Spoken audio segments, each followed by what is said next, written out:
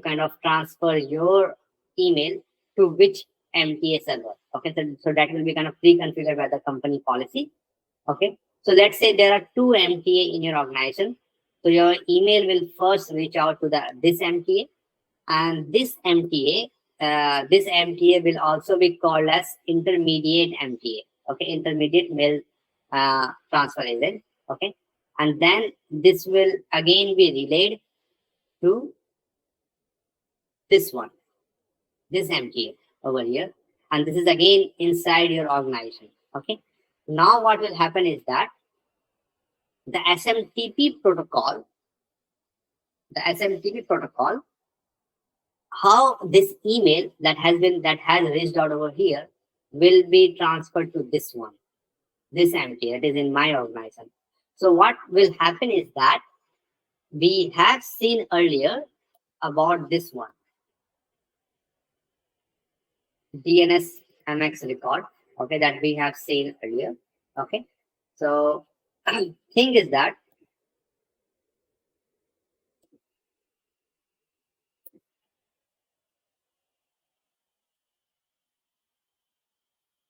let me just quickly start terminal. Let me just do history and history. Okay.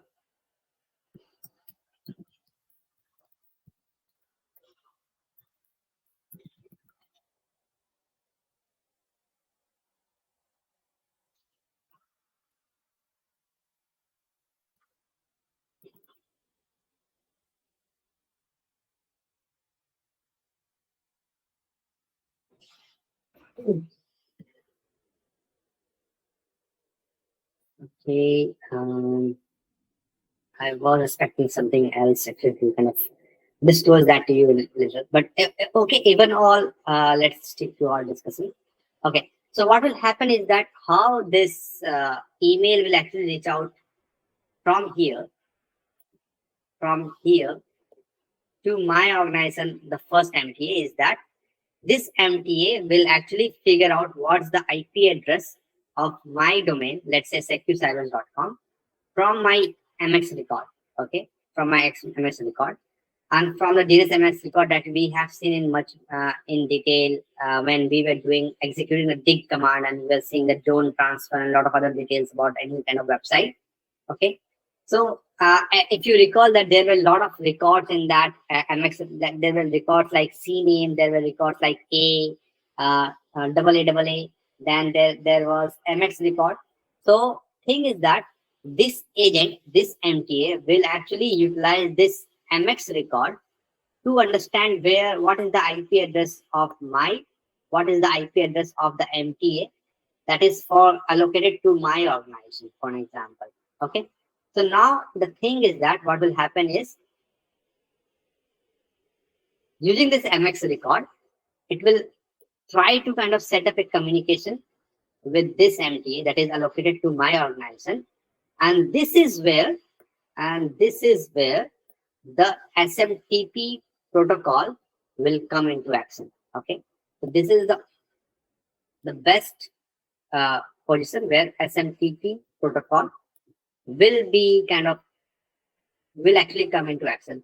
So there's also thing is that the SMTP protocol will mostly be followed actually between this MTA and this MTA. So mostly thing is that you will kind of encounter SMTP kind of traffic mostly in the border MTA.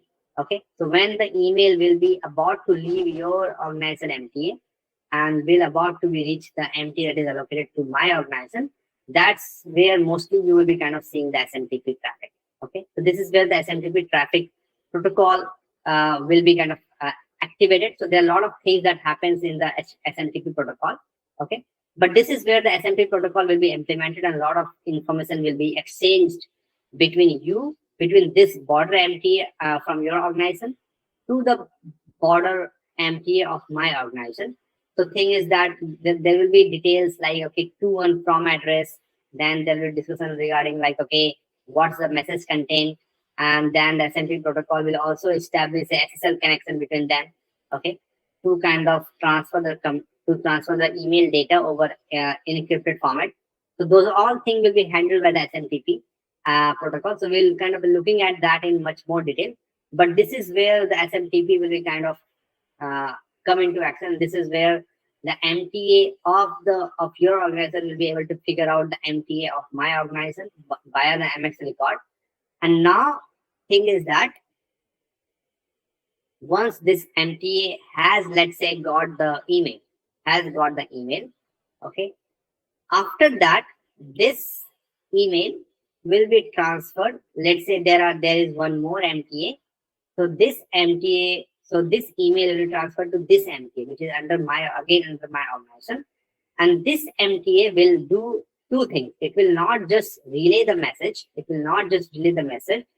But it will also do a lot of other things for us. Like, let's say, storing the email, okay, or let's say sorting the email, okay. So this all thing again will be done via this MTA, okay, storing as well as sorting. And what I will be doing is that when I open my laptop, the output will be configured automatically to reach out to my MDA and fetch the email and see that email, okay.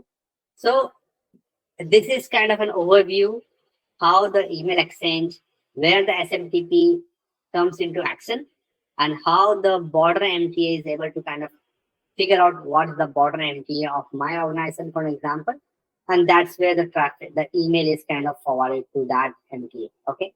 So now the thing is that what we will be going to do is we will be kind of going to understand more about SMTP protocol in much more detail, what all things happen between both the servers. And the other thing that we'll be kind of seeing is how this MTA figure out that, okay,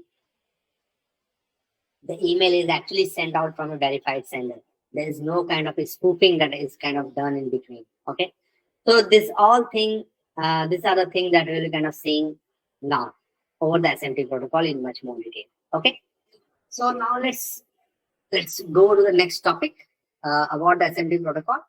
And give me 1 second, guys.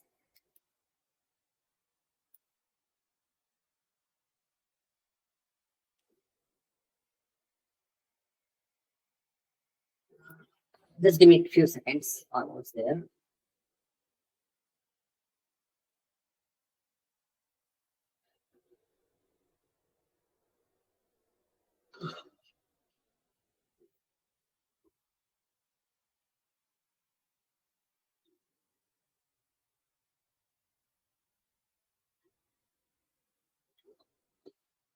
Okay. So now what we will do is that we'll understand how this SMTP protocol looks like. Okay. And basically, there are a lot of things that happens in the SMTP. So what I will do is that I will go to SMTP protocol. I'll go to the images, and over here, let me just quickly go to that one thing.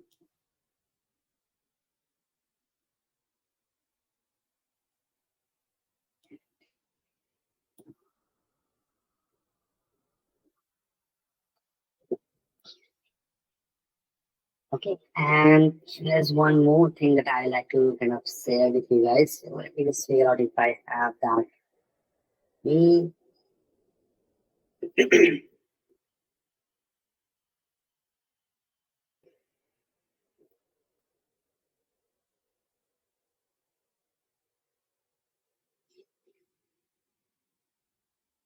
Okay, so give me 1 second. Okay, so now what we'll do is that we'll try to understand that what happens in the SMTP protocol.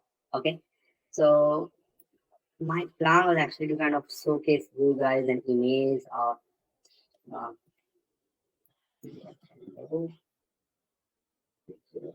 that.